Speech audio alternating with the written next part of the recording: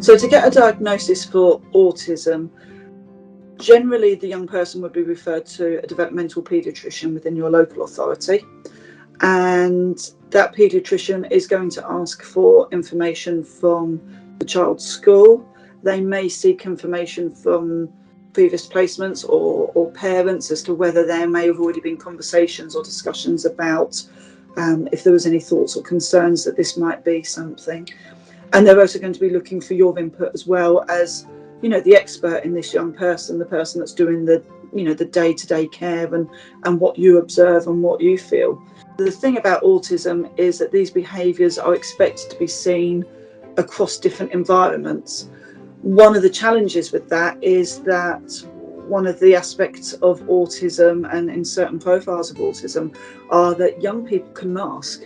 And if you have young people, again, that have experienced trauma, they've experienced loss, they've experienced abuse, it may not feel safe to be who they are.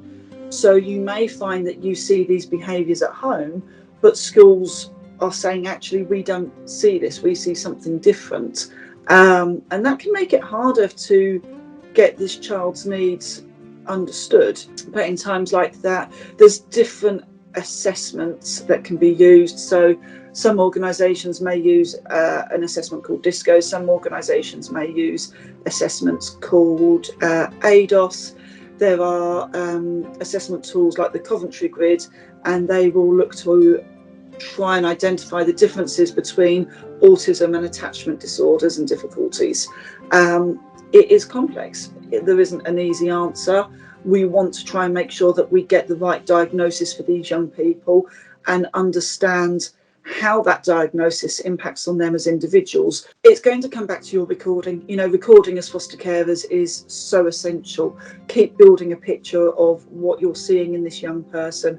Communicate it to your social worker, communicate it to the children's social worker. As an ISP carer, there's a lot of support there. You have got access to specialist education teachers, you've got access to therapists, you've got access to social workers, and we can access other supports in terms of things like occupational therapy, and that can be really useful in terms of supporting children with autism.